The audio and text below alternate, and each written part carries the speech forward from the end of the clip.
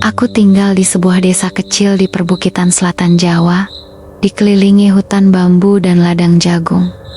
Desa ini tenang, terlalu tenang, malah, tapi sejak pertengahan bulan Suro, malam-malam di sini berubah. Bukan hanya karena kabut yang turun lebih cepat dari biasanya, tapi karena rasa was-was yang tak bisa dijelaskan dengan kata-kata. Aku pertama kali menyadarinya saat mendengar suara langkah kecil di halaman rumah. Bukan langkah biasa terdengar, seperti anak-anak kecil yang berlari pelan, lalu berhenti mendadak di bawah kolong rumah panggung milik tetanggaku, Mbah Jo. Tapi saat di senter, tak ada siapa-siapa. Tak ada jejak, hanya udara yang lebih dingin dari biasanya dan aroma aneh seperti bau logam basah. Setiap pagi, selalu ada cerita baru. Uang hilang, awalnya uang kecil, 1.000, 2.000, lalu semakin banyak, puluhan ribu lenyap begitu saja.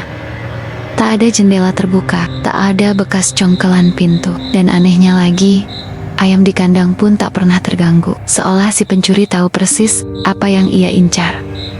Uang, aku mulai mencatat semuanya. Hari demi hari, rumah siapa yang kehilangan, berapa jumlahnya, bagaimana kondisi rumah mereka, semuanya terlalu rapi, terlalu sistematis, sampai akhirnya aku sendiri yang melihatnya.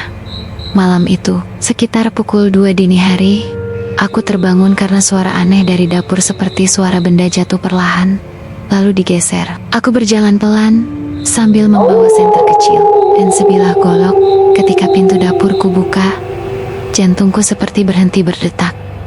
Ada sesosok makhluk kecil, sangat kecil, mungkin setinggi betis orang dewasa. Kepalanya bulat licin tanpa rambut, matanya besar dan hitam legam, dan kulitnya abu-abu, pucat seperti kapur yang terkena embun. Ia jongkok di depan rak piring, dan sedang merogoh kantong plastik berisi uang kembalian dari warung. Senterku mengenai wajahnya. Ia mendongak, matanya tidak berkedip, tidak punya kelopak. Ia hanya mematung, lalu mengeluarkan suara cekikikan, kecil yang nyaring dan mengerikan. Detik berikutnya, ia menghilang dalam sekejap, benar-benar lenyap, seperti ditelan bumi. Aku berdiri kaku selama beberapa menit, tak bisa bicara, tak bisa bergerak, dan saat akhirnya aku bisa berteriak, tak satu pun warga percaya sampai mereka melihat sendiri keesokan harinya, bahwa semua uang kembalian di rumahku hilang. Keesokan paginya, aku duduk di beranda rumah sambil menggenggam gelas kopi yang sudah dingin. Gemariku gemetar, bukan karena cuaca, tapi karena aku tidak bisa mengusir bayangan makhluk itu dari kepalaku. Mata hitamnya, tubuh kecilnya, dan cara ia menghilang, semua terlalu nyata untuk disebut mimpi.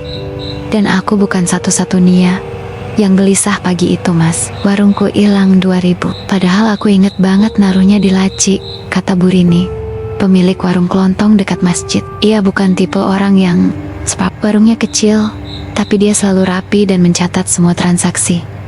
Lalu giliran Pak Min, tukang tambal ban, yang bersuara, aku juga, recehan buat kembalian hilang semua. Yang aneh, uangnya di kaleng, ditaruh di pojokan, tapi kali ini ya, gak geser sama sekali. Hari-hari berikutnya, laporan demi laporan terus berdatangan, bukan hanya dari warga dekat rumahku, tapi juga dari RT lain di desa ini.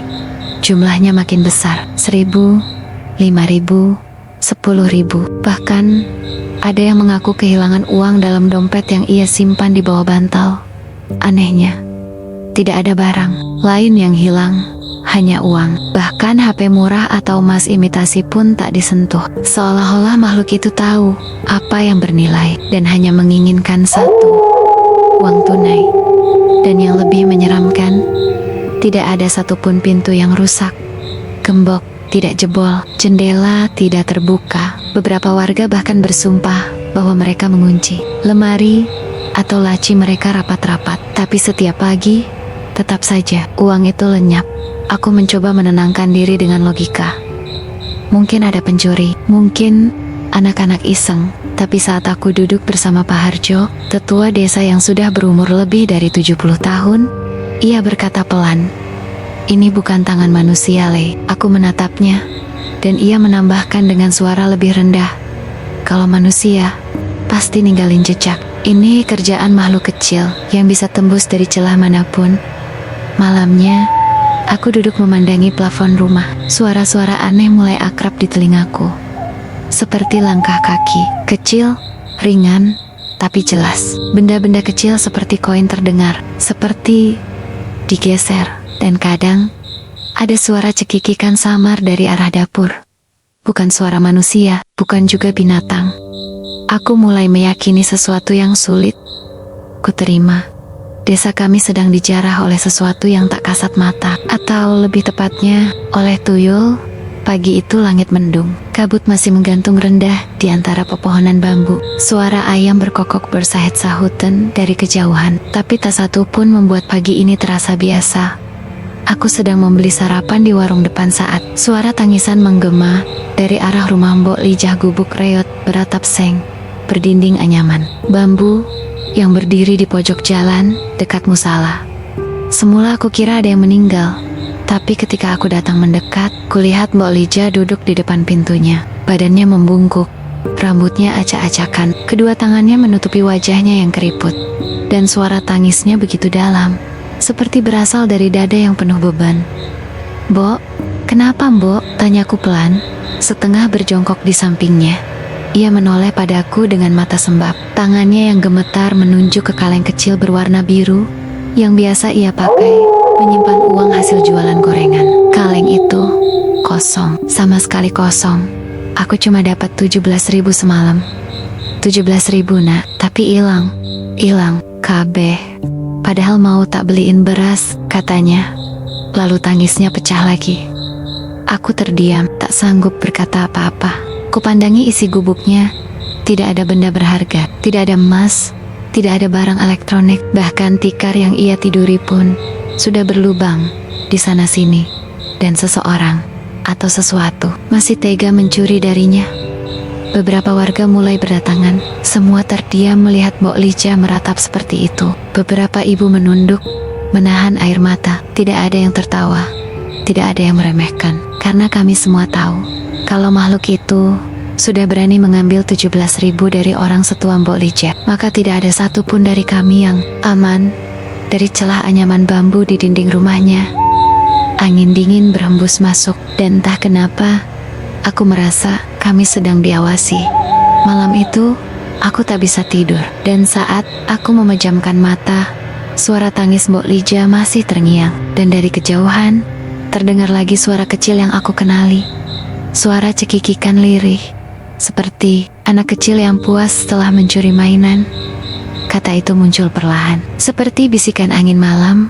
Tuyul, awalnya hanya obrolan setengah bercanda di warung kopi, lalu berubah jadi kumaman serius dari para orang tua yang berkumpul di pos ronda. Lama-kelamaan, semua orang mulai mengucapkannya dengan nada lebih rendah, seperti takut jika makhluk itu bisa mendengar. "Aku dengar anak-anak ngomong soal tuyul tadi pagi," kata Bu Yanti, sambil merapatkan selendang di bahunya. "Anakku, Nisa," bilang dia lihat sesuatu manjat dinding rumah Bu Partina waktu subuh. Kami semua diam. Dinding rumah Bu Partina dari batu bata, tinggi, dan tidak ada celah untuk dipanjat. Tapi Nisa bukan anak yang suka ngarang, dan dia bersumpah bahwa yang ia lihat bukan manusia. Bentuknya kecil, bulat kepalanya, kayak botak. Dia naik cepet banget, kakinya nggak nempel di tembok, tapi bisa manjat, gitu aja. "Pikachu, Sir," Nisa pada ibunya, dan cerita itu menyebar seperti api yang menyambar jerami kering. Desas-desus berubah jadi kepanikan kecil saat beberapa warga lain mulai mengaku mengalami hal serupa. Anak Pak Umar bilang melihat bayangan kecil melintas di atas genteng. Ibu-ibu mengeluh suara di plafon makin sering terdengar seperti langkah kaki anak kecil yang berlari-lari, lalu mendadak hilang. Yang membuat semua orang semakin takut adalah kesamaan dari semua cerita. Kepala botak, tubuh kecil, dan gerakannya cepat tak wajar. Pak Guru Darto, yang biasanya skeptis, akhirnya bicara di depan warga di balai desa. Kalau ini bukan binatang, bukan juga manusia, ya kita harus jujur mengakui ini dunia lain. Tuyul itu nyata, kita sudah lihat akibatnya. Uang hilang, suara aneh, dan sekarang anak-anak kita pun bisa melihat wujudnya. Sejak malam itu, banyak warga mulai menyebar garam dan jarum di pojok-pojok rumah. Ada yang menabur bunga 7 rupa di halaman, dan hampir semua orang menaruh dompet mereka di bawah bantal, diselipkan dengan daun bidara dan doa-doa dari kitab kuning. Tapi yang paling membuat bulu kuduku berdiri adalah cerita dari Adi, bocah berumur 8 tahun, anak tetangga sebelah rumahku, dengan polos dan takut-takut. Ia mendekat padaku saat aku duduk di beranda. "Mas, semalam aku kebangun, aku lihat ada anak kecil berdiri di depan pintu. Dia senyum, tapi matanya hitam semua. Terus dia jalan ke arah dompet ayah, terus hilang." Aku langsung menoleh padanya. "Kamu yakin itu anak kecil?" Adi mengangguk cepat, lalu berbisik, "Dia liatin aku dulu sebelum pergi." Tapi senyumnya serem, Mas. Bukan kayak anak kecil. Aku tak bisa bicara lagi. Dalam hati, aku tahu makhluk itu bukan sekadar legenda. Dia nyata, dan kini dia mulai menunjukkan dirinya. Seminggu setelah desis-desis tuyul menyebar, kami melihat perubahan mencolok di kampung kami, dan perubahan itu datang dari 2 rumah yang dulunya paling sederhana, Pak Karwan dan Bu Sarmi. Dulu, rumah mereka reot, genteng bocor, dinding penuh tambalan. Pak Karwan kerja serabutan, kadang bantu-bantu panen, kadang ikut proyek bangunan. Sementara Bu Sarmi jualan peyek dan rengginang keliling kampung. Tapi entah sejak kapan hidup mereka berubah drastis. Mereka mengganti genteng rumah dengan baja ringan, tembok diplester mulus, dicat krem mengilap. Di teras terparkir sepeda motor matic baru warna merah marun, masih berplastik di joknya. Bu Sarmi yang biasanya pakai daster lusuh, kini berkalung emas dan memakai lipstik terang. Bahkan saat hanya menyapu halaman. Pak Karwan membeli sawah di pinggir desa, tanah yang dulunya milik Pak Dukun yang tak punya ahli waris. Perubahan mereka terlalu cepat, terlalu mencolok. "Aku tahu itu motor paling murah, 12 juta loh," bisik Bu Marni suatu malam di pos ronda. Dari mana mereka dapat duit segitu?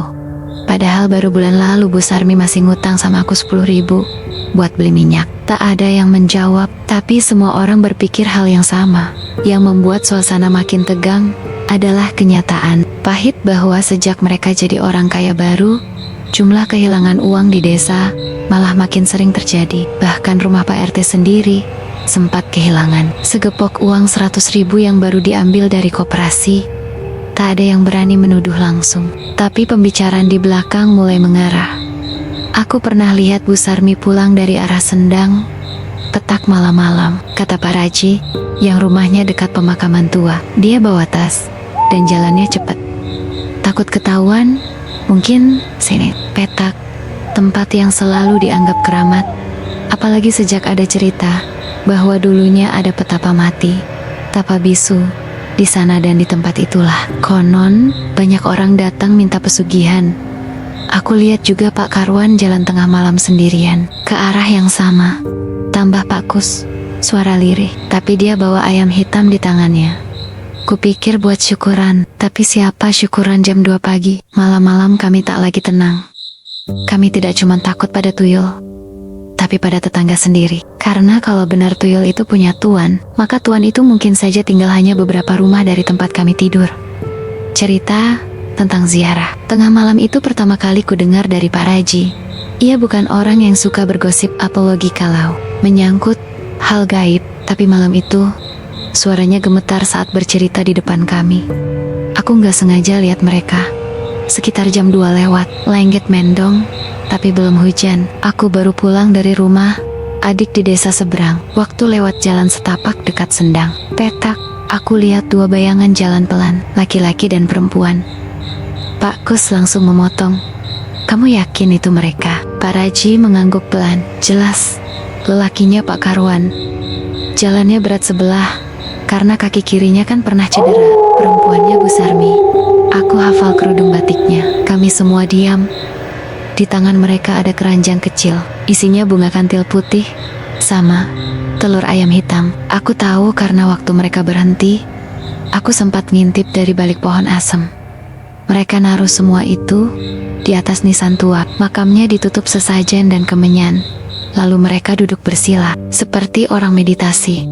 Tapi rasanya bukan doa biasa. Sendang Petak, adalah tempat paling tua di desa kami. Letaknya di pinggir jurang, dikelilingi bambu dan semak liar. Di tengahnya ada kolam kecil dengan air yang tak pernah kering meski musim kemarau. Banyak orang percaya tempat itu dijaga penunggu. Makam tua di situ diyakini milik seorang dukun putih yang wafat tanpa anak cucu. Tapi sejak dulu Eda juga yang percaya tempat itu bisa dimintai sesuatu, dan permintaan itu selalu harus dibayar. Waktu pulang, lanjut Pak Raji, mereka jalan cepat. Tapi aku dengar suara tangis, bukan dari mereka, dari arah Sendang, seperti suara bayi menangis, pelan, lalu menghilang. Malam itu, tak ada satupun dari kami yang bisa tidur tenang. Suara-suara aneh di atas plafon rumah kembali terdengar. Suara langkah kecil, bisikan, kadang benda berpindah tempat, kadang dompet ditemukan dalam keadaan terbuka. Uangnya tinggal setengah, dan di pagi hari, Pak Karwan terlihat memakai cincin batu besar di jarinya. Merah menyala, katanya hadiah dari saudara jauh. Tapi semua orang tahu, Pak Karwan tak pernah punya saudara jauh. Pak Wira, tukang bersih-bersih, yang beberapa bulan terakhir bekerja di rumah Pak Karwan, tiba-tiba menjadi pusat perhatian ketika cerita yang dia sampaikan bocor ke warga. Suatu sore, saat kami berkumpul di warung kopi, Pak Wira dengan wajah pucat bercerita pelan. Waktu aku kerja di rumah Pak Karwan, aku lihat sesuatu yang aneh. Tiap malam Jumat Kliwon, Pak Karwan datang jam 10 malam. Dia bawa bunga kantil putih segenggam, bunga yang sama yang aku lihat di sendang petak. Pak Wira berhenti sejenak, menarik napas panjang. Dia masuk ke ruang tempat brankas besar itu, terus taruh bunga di atasnya. Bukan cuma itu, ada dupa dan kemenyan juga. Suasana jadi aneh, dingin banget meskipun lampu nyala. Brankas itu bukan brankas biasa. Aku coba lihat dari balik pintu yang sedikit terbuka. Isinya, aku gak berani ngelihat lama-lama. Ada sesuatu yang bergetar di dalamnya kayak peyongen, kecil bergerak-gerak, tapi gak jelas bentuknya. Pak Wira menggigil saat bercerita. Aku dengar juga Pak Karwan ngomong sendiri, bahasa yang aku gak ngerti. Suaranya berat, tapi pelan. Dia kayak ngasih perintah ke sesuatu. Kadang suara itu, suara bayi nangis pelan, lalu ketawa kecil. Tapi ketawanya aneh, kayak suara mesin yang berputar-putar. Kami semua tercengang. Apa mungkin bunga kantil dan sesajen itu bukan cuma ritual biasa, tapi bagian dari ikatan gaib? Pak Karwan kayaknya jaga sesuatu yang dia panggil dari dunia lain, kata Pak Wira sambil menunduk. Dan bunga kantil itu semacam pemberi perlindungan supaya makhluk itu gak lepas dari brankas. Semua yang mendengar cerita itu merinding. Kalau yang ada di dalam brankas itu benar makhluk halus, mungkin itulah penyebab uang warga hilang dan ketakutan yang terus membayangi. Tapi kami belum tahu apakah itu benar-benar tuyul atau sesuatu yang jauh lebih mengerikan. Kecurigaan warga mulai memuncak. Dalam suasana yang penuh ketegangan, Pak Bayan, tokoh yang disegani di desa kami, memutuskan mengumpulkan para sesepuh dan tokoh masyarakat di balai desa yang remang-remang. Kami semua duduk berkerumun, wajah penuh kecemasan. Ini sudah keterlaluan, ujar Pak Bayan dengan suara tegas. Uang warga terus hilang, orang-orang mulai takut. Kita harus cari solusi. Ada yang menyarankan doa bersama di sendang petak untuk mengusir gangguan itu. Tapi bagaimana kalau gangguan itu memang datang dari orang dalam? Suara seorang ibu menembus hening. Pak Karwan dan Bu Sarmi sudah berubah kayak mendadak. Sambungnya, kalau bukan mereka, siapa lagi? Ketika suasana mulai gaduh, Pak Lurah, sosok yang selama ini kami hormati, bangkit berdiri. Aku akan menyelidiki sendiri, katanya pendek, tatapannya tajam. Kalau perlu, aku akan masuk ke rumah kosong dekat sendang itu. Warga terdiam. Ada rasa hormat tapi juga ketakutan pada keputusan itu. Beberapa orang berharap agar doa bersama segera dilaksanakan, tapi Pak Lurah mengabaikan usulan itu. Ia tampak yakin akan jalan yang dipilihnya. Malam itu, desa kami penuh dengan bisik-bisik, takut, dan harap. Apakah Pak Lurah bisa menemukan jawaban, ataukah malah membuka pintu kegelapan yang selama ini tersembunyi? Aku tidak akan pernah lupa malam itu. Suasana desa sudah seperti neraka kecil yang sunyi dan gelap, berbalut hawa dingin yang menusuk tulang. Lampu-lampu rumah berkelip-kelip, seolah takut mati dan tak berani bersinar penuh. Pak Lurah, yang biasanya tenang dan bijaksana, malam itu terlihat tegang, matanya menyala merah. Namun ada kilatan rasa takut yang jarang kutemui darinya. Kami ikut, mengiringi dia ke rumah kosong dekat sendang petak, rumah yang sudah bertahan-tahan ditinggalkan. Dindingnya rapuh, dan catnya terkelupas. Angin malam berhembus seperti suara ratapan dari sudut gelap. Pak Lurah membuka pintu dengan perlahan, memasuki rumah itu tanpa berkata sepatah kata. Langkahnya berat, tapi pasti. Dalam rumah, suara jeritan tiba-tiba pecah. Suara itu bukan jeritan manusia biasa, lebih mirip teriakan, kesakitan dan kepanikan yang bercampur dengan rintihan getir dari makhluk kecil yang terperangkap. Aku bisa merasakan getaran ketakutan yang sangat pekat, seperti hawa neraka mengintai. Komedi sadit-sadit rumah itu. Aku menahan napas, hampir tidak berani bergerak. Detik demi detik terasa seperti berjam-jam. Lalu, diam, sunyi yang membuat darahku membeku. Setelah beberapa saat, Pak Lurah muncul dari dalam rumah, menggenggam erat sebuah toples kaca besar. Di dalamnya, sesuatu bergerak, sesuatu yang sulit kulihat dengan jelas di bawah cahaya bulan yang redup. Tapi aku yakin, itu adalah makhluk kecil dengan kepala botak, kulit pucat dan mata hitam yang menatap penuh kebencian. Makhluk itu menggeliat, mencoba meraih keluar, namun toples tertutup rapat. Ketika aku menatapnya lebih dekat, rasa dingin menjalar ke seluruh tubuhku. Wajah makhluk itu tak seperti manusia kecil biasa. Matanya gelap pekat, berkilauan seperti permata hitam, dan dari mulutnya keluar suara desisan lirih yang membuat bulu kuduk berdiri. Pak Lurah menatap kami dengan ekspresi serius. Kami sudah menangkapnya, katanya berat. Ini tuyul, makhluk yang selama ini mencuri uang warga desa. Tapi lebih dari itu, ini makhluk yang terikat dengan dunia kegelapan. Kami bertanya-tanya, dari mana makhluk ini berasal dan mengapa ia memilih desa kami. Tapi Pak Lurah hanya menggeleng pelan. Aku akan bawa ini ke tempat yang aman. Tapi ada sesuatu yang harus kalian tahu. Menangkap tuyul bukanlah akhir dari masalah. Ini baru permulaan. Malam itu, saat kami pulang ke rumah masing-masing, aku merasa seolah-olah ada sepasang mata hitam kecil mengawasi dari balik beang-beang. Suara langkah kaki kecil dan tawa lirih mulai sering terdengar di malam hari. Aku tahu, kengerian ini belum selesai. Setelah malam penangkapan itu, suasana desa berubah menjadi tegang tak tertahankan. Pak Lurah mengadakan pertemuan darurat di balai desa, di depan seluruh warga yang hadir dengan wajah penuh cemas dan penasaran. Di tangannya, toples kaca berisi tuyul itu diletakkan di atas meja, seperti sebuah beban yang mengancam semua orang. Aku beri waktu 3 hari. Suara Pak Lurah berat dan berwibawa. Siapapun yang mengaku memiliki tuyul ini harus segera datang dan mengaku. Kita harus selesaikan masalah ini secara damai. Warga saling pandang, wajah-wajah penuh ketakutan dan curiga. Tak ada yang berani angkat bicara. Tapi jika sampai waktu itu habis dan tidak ada yang mengaku, maka tuyul ini akan kami buang ke Laut Selatan, tegas Pak Lurah. Semoga ini menjadi pelajaran bagi siapapun yang mengganggu ketentraman desa. 3 hari itu seperti neraka berjalan.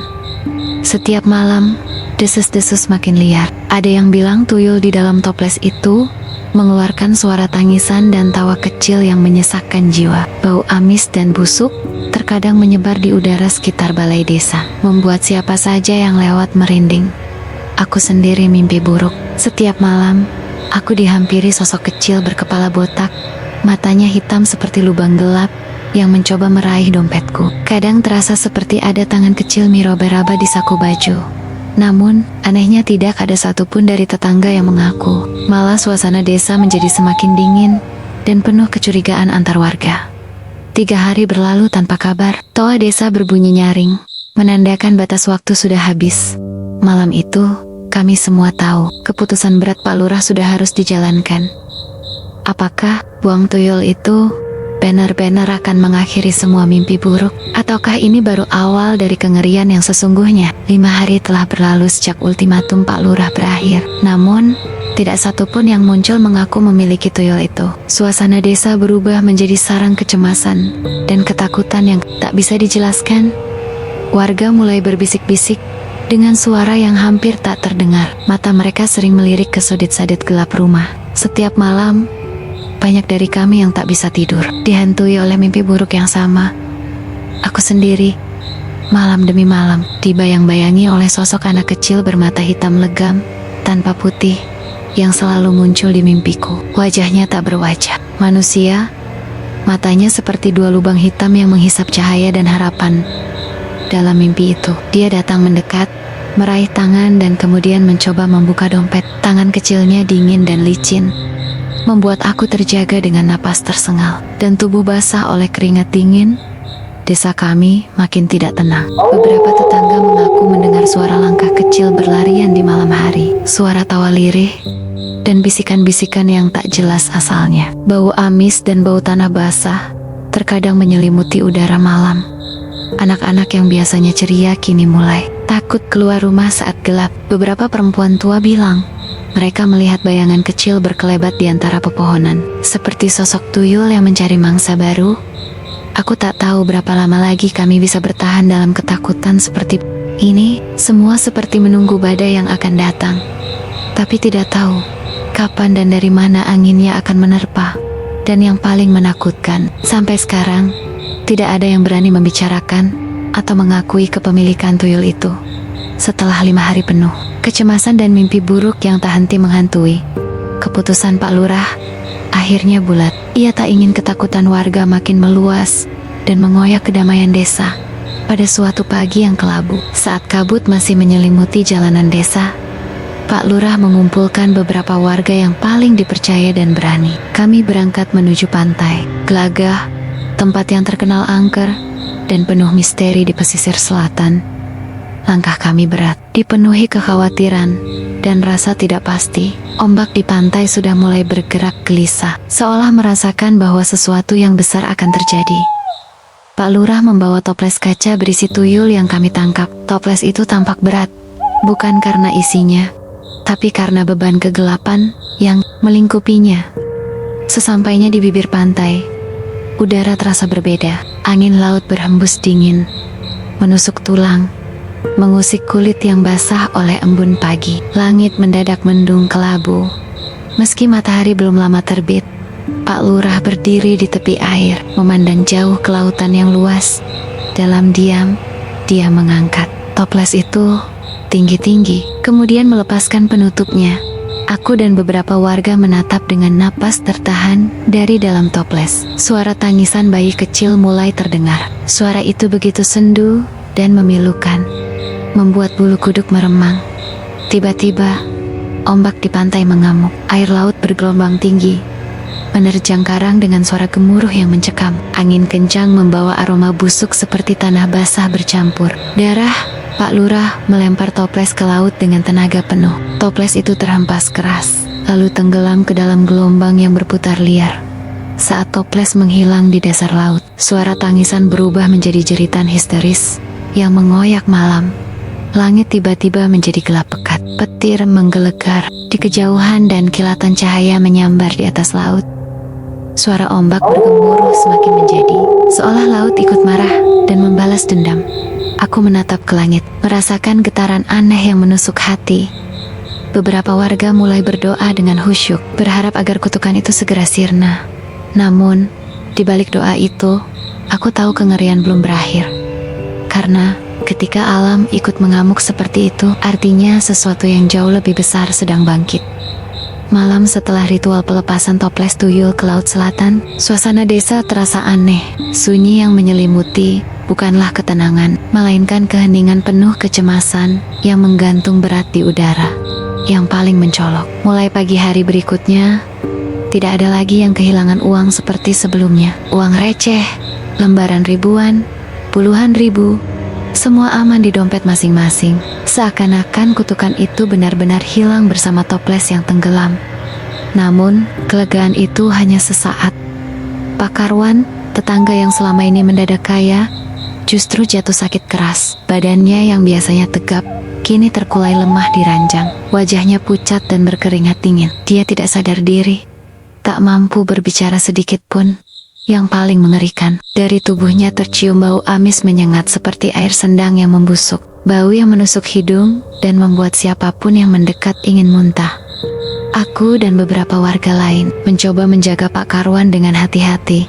Tapi takut juga, suasana rumahnya seperti dikutuk, gelap dan dingin, walau matahari bersinar terang. Malam-malam berikutnya, terdengar suara desahan dan geraman halus dari dalam kamar Pak Karwan. Kadang suara itu berubah menjadi bisikan-bisikan yang tidak jelas, seperti orang sedang berbicara dalam bahasa yang tak dimengerti. Aku pernah melihat bayangan hitam kecil melintas cepat di sudut ruangan itu, menghilang sebelum aku sempat menatapnya jelas. Warga lain juga mulai merasakan hal-hal aneh. Ada yang mendengar suara tangisan bayi, suara langkah kaki kecil di malam hari, dan bisikan lirih yang membuat bulu kuduk merinding. Beberapa orang takut mendekat rumah Pak Karwan, menganggap rumah itu sudah menjadi sarang kutukan tuyul yang gagal dibuang. Meski sudah ada keheningan dari kehilangan uang, penderitaan yang lain malah datang menghantui. Keheningan yang aneh dan penuh tanda tanya. Malam itu, ketika desiran angin dingin menyusup ke setiap sudut desa, ketenangan yang semu itu pecah oleh kedatangan Bu Sarmi.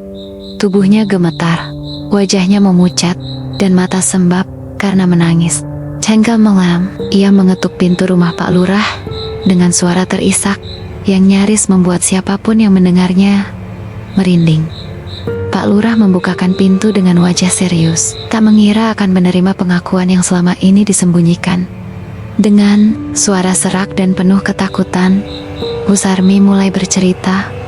Tuyul itu di rumahku, Pak. Suaranya tercekat, napasnya tersengal. Mereka masih ada, sering berkeliaran di malam hari. Mereka minta makan, minta darah, air matanya jatuh deras, mengaliri pipi yang keriput. Aku takut, aku tak bisa tidur lagi. Mereka selalu datang, mengintai, dan kadang mereka menyentuhku. Pak Lurah mendengarkan dengan wajah serius dan sedikit mengernyitkan dahi. Kami pikir setelah ritual di laut semuanya, tapi ternyata tidak. Ada yang masih tersisa. Aku tidak berani bilang pada siapa-siapa. Bu Sarmi mengaku bahwa dirinya terpaksa memberi sesuatu pada tuyul itu agar mereka tidak mengganggu. Tapi kini rasa takut dan penyesalan mulai merasuk dalam hatinya. Kami tidak bisa terus hidup dalam ketakutan ini. Pak, tolong bantu kami. Malamet, rumah Pak Lurah menjadi saksi pengakuan yang membuka pintu kengerian baru. Tuyul yang selama ini dianggap sudah dibuang, ternyata masih berkeliaran, jauh lebih liar dan ganas. Ritual pelepasan tuyul 2 menjadi titik balik yang lebih menakutkan daripada yang pertama. Warga desa berkumpul kembali di pantai Gelagah pada malam yang kelam dan berangin. Kali ini, toples berisi tuyul milik Bu Sarmi dibawa dengan hati-hati. Tapi ketegangan terasa jauh lebih berat. Udara malam itu begitu dingin, sampai napas kami terlihat putih membeku. Angin laut berembus kencang, membawa aroma garam yang menyengat. Saat Pak Lurah membuka tutup toples, suara tangisan bayi yang halus namun penuh penderitaan langsung memecah keheningan malam. Suara itu bukan hanya melengking, tapi seperti jeritan jiwa yang terperangkap dan tak bisa lepas.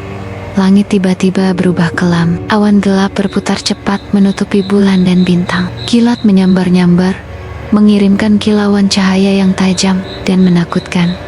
Suasana menjadi mencekam, seolah alam pun ikut merasakan amarah dari makhluk halus yang sedang dilepaskan. Toples dilempar ke laut dengan penuh kekuatan. Begitu benda itu menyentuh air, gelombang tinggi langsung menggulung pantai dengan ganas. Ombak menghantam karang, memecah dengan suara gemuruh yang membuat jantung berdebar. Beberapa warga sampai terhuyung dipukul derasnya angin dan semburan air asin. Namun, saat toples mulai tenggelam, suara tangisan bayi berubah menjadi jeritan amarah yang menusuk ke dalam tulang. Suara itu bergema di antara desiran ombak dan angin, membuat bulu kuduk meremang. Langit semakin kelam, petir menyambar semakin dekat. Suara deru angin menggelegar seperti auman makhluk tak terlihat. Kami semua berdiri membeku, tak berani bergerak, hanya bisa berdoa dan menahan rasa takut yang mencekam.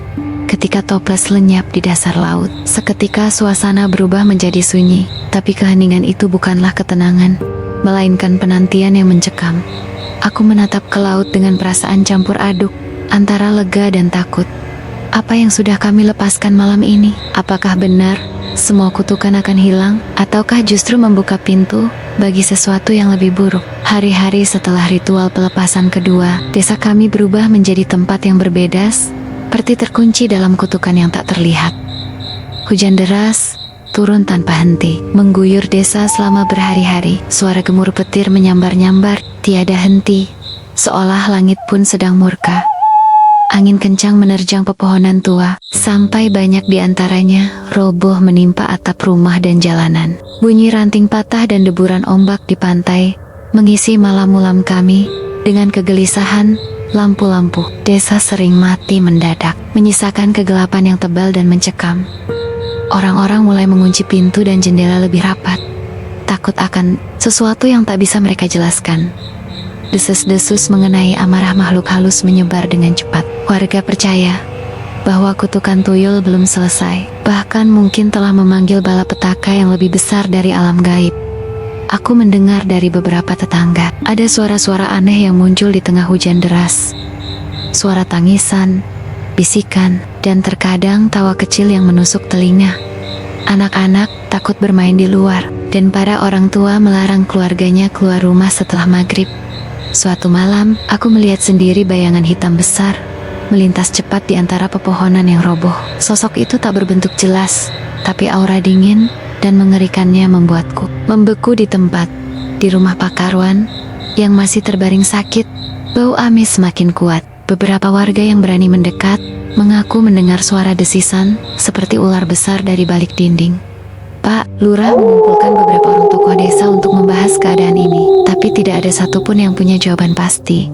Kami semua merasa berada di ujung batas kesabaran alam dan gaib, seolah balasan dari ritual pelepasan. Tuyul telah membangkitkan kekuatan gelap yang selama ini tersembunyi. Ketakutan dan keputusasaan mulai merayap masuk, mengaburkan harapan kami akan ketenangan.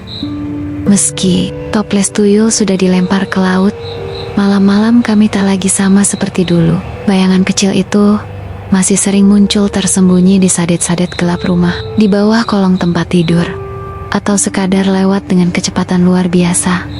Aku sendiri beberapa kali melihat sosok kecil berkepala botak, tubuhnya berbalut kain, lusuh yang basah dan kotor, dengan mata hitam pekat yang menatap tajam seolah menghitung waktu. Bayangan itu tak pernah berbicara, tapi kehadirannya sudah cukup membuat jantungku berdegup kencang dan bulu kuduk berdiri. Tetangga-tetangga mulai melaporkan kehilangan barang kecil, uang receh, perhiasan, bahkan makanan yang tiba-tiba habis tanpa bekas. Ada yang bilang Tul sudah kembali, bahkan lebih nakal dan berani. Mereka tidak lagi takut pada manusia. Aku pernah melihatnya dengan mata kepala sendiri. Sosok kecil melompat dari atap ke tanah dengan gerakan yang sulit diikuti oleh mata biasa. Wajahnya pucat, bibirnya tipis, tapi matanya seperti sumur gelap tanpa dasar, memancarkan hawa dingin yang menusuk.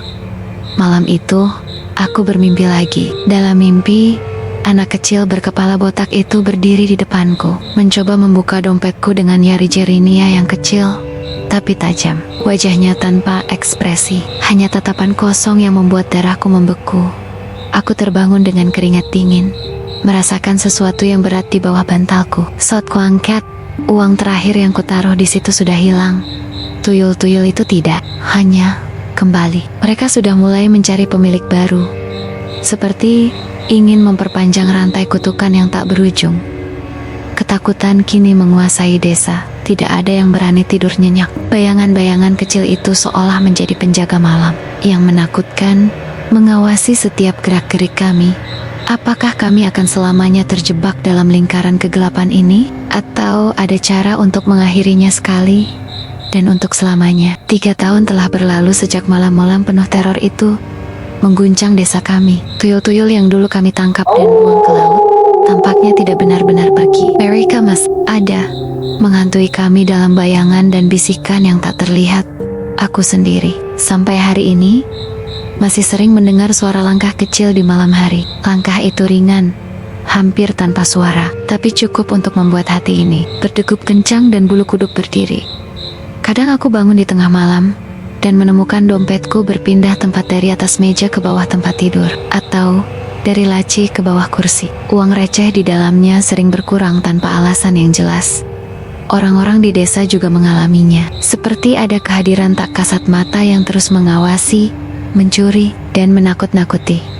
Aku pernah mencoba melihat langsung wujudnya, dan itu adalah hal paling menakutkan yang pernah aku lihat. Sosok kecil itu berkepala botak, kulitnya keriput dan berwarna abu-abu pucat, dengan mata hitam besar yang seakan menembus jiwa.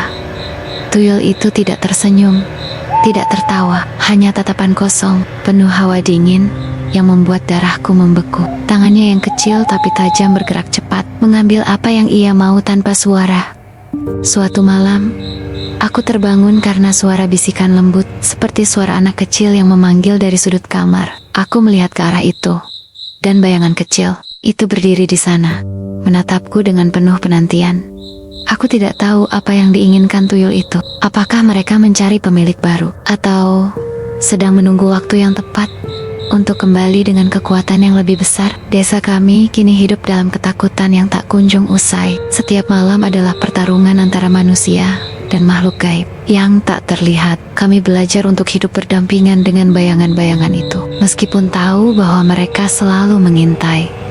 Mungkin inilah harga yang harus kami bayar karena membuka pintu dunia gaib, dan mereka memang tidak akan pernah benar-benar pergi. Cerita tentang tuyul di desa kami bukan sekadar kisah mistis yang bisa dianggap remeh. Ia adalah pengingat bahwa dunia ini penuh dengan hal-hal yang tak terlihat dan seringkali sulit hidup. Meskipun sudah berusaha menangkap dan mengusir makhluk-makhluk kecil itu, bayangannya masih tetap menghantui kami. Malam-malam sunyi, suara langkah kecil, dan hilangnya uang receh bukan lagi sekadar kebetulan. Itu adalah tanda bahwa alam gaib ada di sekitar kita, mengintai dalam diam dan menunggu kesempatan. Kisah ini bukan hanya tentang ketakutan, tapi juga tentang kewaspadaan. Kita harus selalu berhati-hati, menjaga diri, dan menghormati batas-batas yang tak boleh dilanggar antara dunia manusia dan alam gaib. Jangan sembarangan memanggil atau mengusik hal gaib. Dunia gaib bukan mainan. Mengusik atau mencoba memanfaatkan kekuatan gaib tanpa pengetahuan yang benar bisa membawa bencana bagi diri sendiri dan orang di sekitar. Jaga kejujuran dan kesederhanaan. Keserakahan dan niat buruk seringkali membuka pintu bagi hal-hal gelap untuk masuk ke dalam hidup kita. Hidup dengan jujur dan sederhana bisa menjadi pelindung dari gangguan yang tidak diinginkan. Tetap tenang dan bersatu ketika menghadapi ketakutan dan kesulitan. Jangan biarkan kepanikan menguasai. Bersatu sebagai komunitas, saling membantu, dan berdoa bisa menjadi kekuatan untuk melawan hal-hal yang menakutkan. Hormati kepercayaan dan adat istiadat. Banyak ritual dan tradisi memiliki makna lebih dari sekadar simbol. Menghormati adat istiadat dan warisan leluhur bisa menjadi cara menjaga keseimbangan antara dunia manusia dan alam gaib.